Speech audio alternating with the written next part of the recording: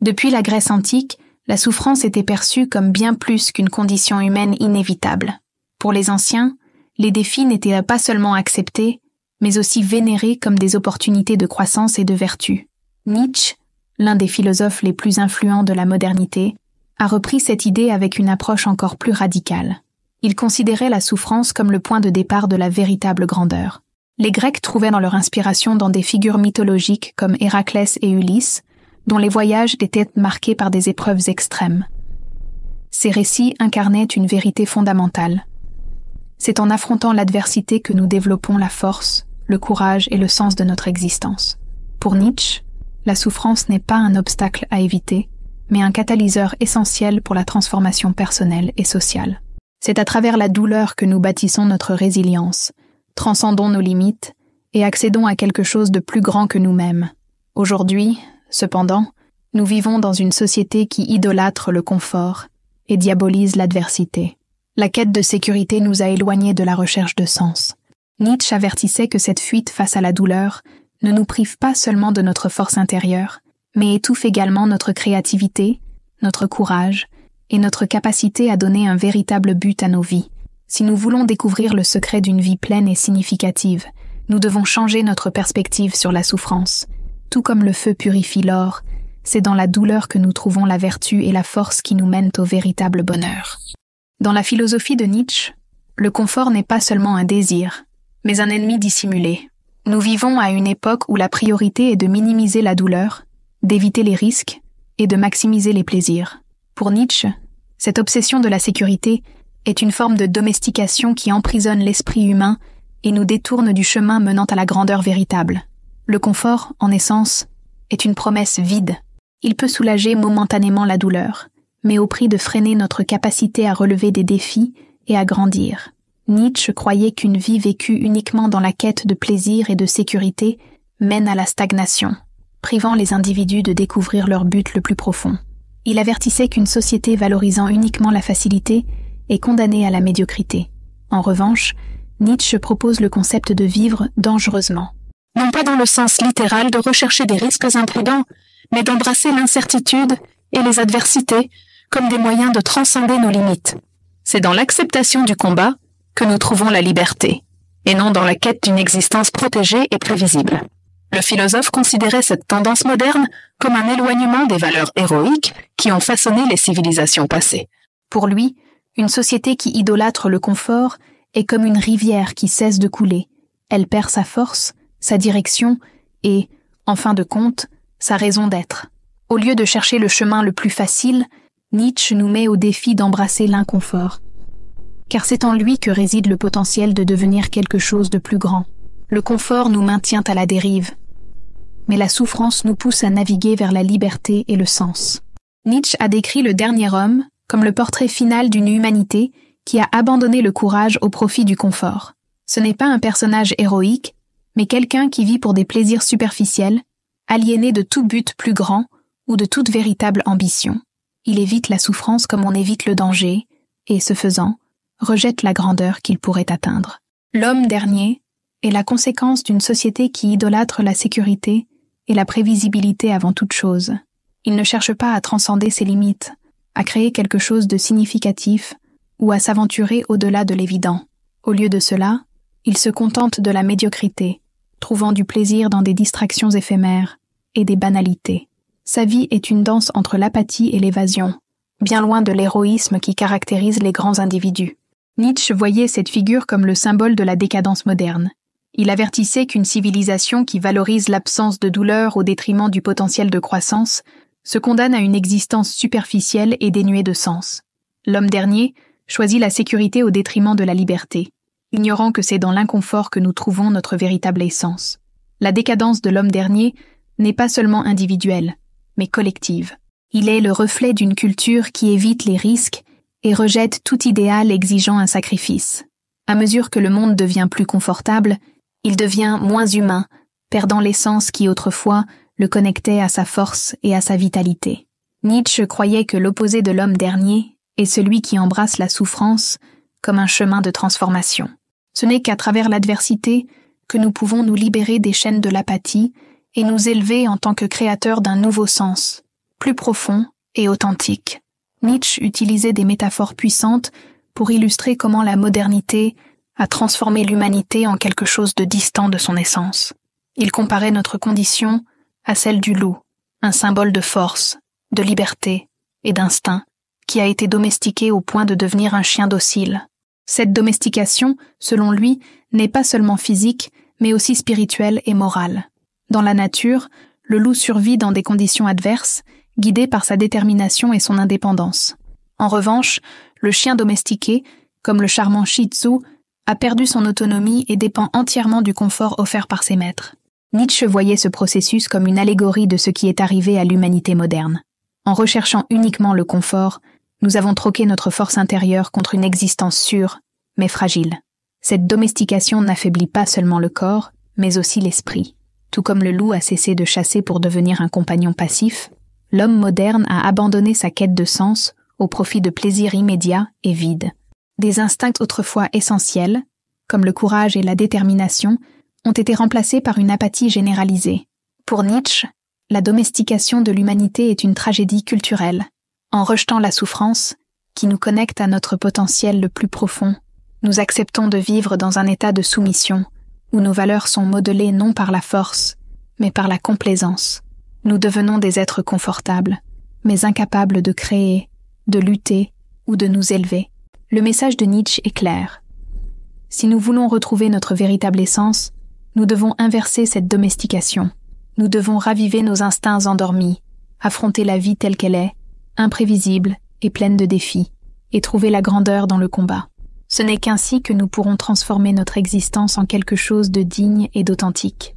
Parmi les concepts les plus marquants de la philosophie de Nietzsche figure l'amor fati, ou l'amour du destin. Cette idée défie notre inclination naturelle à rejeter la souffrance et à rechercher uniquement ce qui nous procure du plaisir. Pour Nietzsche, accepter tout ce que la vie offre, le bon comme le douloureux, est la seule manière de vivre pleinement et authentiquement. L'amor fati va bien au-delà de la simple acceptation résignée. C'est une invitation à embrasser la souffrance comme quelque chose de nécessaire, voire souhaitable, car c'est dans l'adversité que nous trouvons le carburant de notre évolution. Lorsque nous cessons de voir la souffrance comme une ennemie et que nous la reconnaissons comme une partie essentielle du processus de croissance, elle devient une alliée puissante. Adopter cette posture exige du courage. Il n'est pas facile de regarder les difficultés de la vie, pertes, échecs, douleurs, et de les reconnaître comme des éléments inséparables de notre destinée. Mais selon Nietzsche, c'est précisément ce courage qui nous libère. Lorsque nous cessons de lutter contre l'inévitable et que nous commençons à donner un sens à chaque expérience, nous devenons véritablement libres. L'amor fati implique également de transformer la souffrance en force créative. Il ne s'agit pas seulement de supporter la douleur, mais de l'utiliser comme source d'inspiration pour créer quelque chose de plus grand. C'est par ce processus que nous transcendons les limites imposées par la vie et que nous nous rapprochons de ce que Nietzsche appelait l'Übermensch, l'être humain qui dépasse sa propre condition. Accepter son destin avec amour est un acte révolutionnaire dans un monde qui idolâtre la fuite face à l'inconfort. Nietzsche nous invite à réimaginer nos difficultés, non pas comme des obstacles, mais comme des marches vers la grandeur. C'est dans cet acte d'acceptation radicale que nous découvrons la véritable liberté et le sens de notre existence. Nietzsche croyait que la souffrance est la pierre angulaire du progrès, tant personnel que collectif. Il voyait la douleur comme une condition inévitable de l'évolution, quelque chose qui non seulement façonne notre caractère, mais nous pousse aussi à explorer des horizons plus vastes et à atteindre des réalisations extraordinaires. L'adversité, pour Nietzsche, est un terreau fertile, où la force intérieure et la créativité s'épanouissent. C'est dans les nuits les plus sombres que naissent les étoiles les plus brillantes, et c'est à travers les moments de douleur les plus intenses que nous sommes contraints de confronter nos limites et de les surmonter. Ce combat ne nous transforme pas seulement, il nous connecte aussi à quelque chose de plus grand que nous-mêmes. Le philosophe rejetait l'idée que la vie devrait être confortable ou facile. Pour lui, une existence sans défi serait creuse et insignifiante. C'est dans l'effort pour surmonter les difficultés que nous trouvons le véritable sens de la vie. Nietzsche croyait que la souffrance nous oblige à créer, à innover et à trouver des solutions qui, autrement, resteraient hors de portée. Historiquement, Les plus grandes conquêtes de l'humanité sont nées dans des moments de crise et d'épreuve. Des œuvres d'art immortelles, des découvertes scientifiques révolutionnaires et des mouvements qui ont transformé le monde sont souvent le fruit de périodes de grande souffrance. Pour Nietzsche, cela n'était pas une coïncidence. La souffrance nous pousse à regarder en nous-mêmes, à trouver des ressources insoupçonnées et à transformer notre douleur en quelque chose de grandiose. Le progrès, donc, n'est pas le résultat de l'évitement de la douleur, mais de son affrontement avec courage et détermination. Nietzsche nous met au défi de voir la souffrance non pas comme un fardeau, mais comme une opportunité, un appel à devenir plus fort, plus créatif et plus humain. Pour Nietzsche, la souffrance n'est pas seulement une expérience qui façonne l'individu, mais aussi une force créative qui donne naissance aux plus grandes expressions de l'humanité. Il croyait que l'art, la musique et la littérature sont des moyens sublimes de transformer la douleur en beauté, donnant un but plus élevé à ce qui, à première vue, semble insurmontable. L'histoire est riche d'exemples d'artistes, de musiciens et d'écrivains qui ont trouvé leur inspiration dans les profondeurs de la souffrance. Beethoven, sourd et incompris, a composé des symphonies immortelles. Van Gogh, tourmenté par des crises émotionnelles, a peint des œuvres qui continuent de toucher le cœur humain. Pour Nietzsche, ces créations sont des preuves vivantes que la douleur peut être transmutée en quelque chose d'extraordinaire. Selon lui, la souffrance révèle des vérités qui resteraient autrement cachées. À travers l'art, ces vérités sont transmises, transcendant les barrières du temps et des cultures. L'art ne supprime pas la douleur, il lui donne un nouveau sens, en la transformant en un pont qui relie les expériences humaines les plus profondes. Nietzsche voyait également la créativité comme une forme de résistance au nihilisme, ce vide existentiel qui apparaît lorsque la vie semble dépourvue de sens. En canalisant la souffrance dans des formes créatives, les individus peuvent trouver un sens personnel et contribuer à l'enrichissement culturel de l'humanité. Le message de Nietzsche est clair. La souffrance, lorsqu'elle est acceptée et transformée, ne renforce pas seulement l'esprit, elle élève aussi l'âme. L'art est l'un des outils les plus puissants pour cette transformation, rappelant qu'il est possible, même dans les circonstances les plus difficiles, de créer quelque chose de beau et de significatif. L'auteur croyait que la souffrance ne devient insupportable que lorsqu'elle manque de sens. Pour lui, trouver un objectif supérieur est la clé pour transformer la douleur en une force motrice. Le philosophe soutenait que ce n'est pas la souffrance elle-même qui détruit les gens, mais l'absence d'une raison de l'affronter. Celui qui a un pourquoi peut supporter presque n'importe quel comment, écrivait Nietzsche, soulignant l'importance du but dans notre parcours. Lorsque nous nous engageons envers quelque chose de plus grand, qu'il s'agisse d'un idéal, d'une création ou d'un objectif de vie, la souffrance cesse d'être un obstacle et devient un outil de croissance. Elle prend un sens et devient une partie intégrante du chemin vers la réalisation. Le but, dans ce sens, agit comme une ancre, nous permettant de résister aux tempêtes les plus féroces. C'est lui qui donne de la valeur aux moments difficiles, transformant les larmes et les cicatrices en étapes vers la grandeur. Sans but, la souffrance semble vide et destructrice, mais avec lui, elle devient un pont vers quelque chose de plus élevé. Nietzsche avertissait également qu'une vie sans but est une vie vulnérable au nihilisme.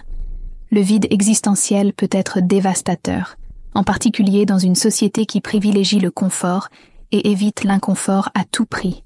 En embrassant un objectif supérieur, nous nous protégeons de cette apathie et nous nous connectons à l'essence même de ce que signifie être humain. Transformer la souffrance en but est un acte de création. Cela nous rappelle que, même dans les moments les plus difficiles, nous sommes capables de façonner nos expériences en quelque chose de significatif. Pour Nietzsche, cette connexion entre douleur et but est ce qui nous permet de transcender la médiocrité et d'atteindre une vie véritablement épanouissante. Il voyait le conflit entre liberté et sécurité comme un dilemme central de l'existence humaine. Dans une société qui privilégie le confort et la prévisibilité, beaucoup sacrifient leur liberté pour une fausse sensation de stabilité. Pour lui, ce choix est une trahison de notre potentiel le plus élevé. La véritable liberté exige du courage, car elle est intrinsèquement liée à l'incertitude et au risque. Choisir la liberté signifie accepter l'inconfort, affronter l'inconnu et embrasser la souffrance comme une partie intégrante du processus de croissance. En revanche, la quête de sécurité nous maintient dans une zone de confort qui, bien qu'elle semble rassurante, limite inévitablement notre esprit. Nietzsche avertissait que l'obsession de la sécurité conduit à la stagnation, tant sur le plan individuel que collectif. Une société qui évite les défis et rejette le risque perd sa vitalité et sa créativité, devenant le reflet du dernier homme, celui qui préfère la médiocrité à la possibilité de grandeur. La liberté, en revanche, nous oblige à affronter nos peurs et à transcender nos limites. Le philosophe croyait que la liberté authentique n'est pas un état passif, mais une conquête active.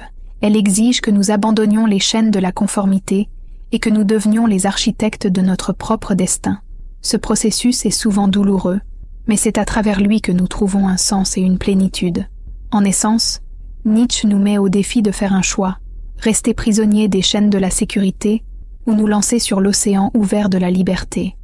Il nous rappelle que c'est dans les moments de plus grande vulnérabilité, lorsque nous affrontons le risque et l'incertitude, que nous découvrons notre véritable force et le sens profond de la vie. Au cœur de la philosophie de Nietzsche se trouve le concept du Übermensch, ou surhomme.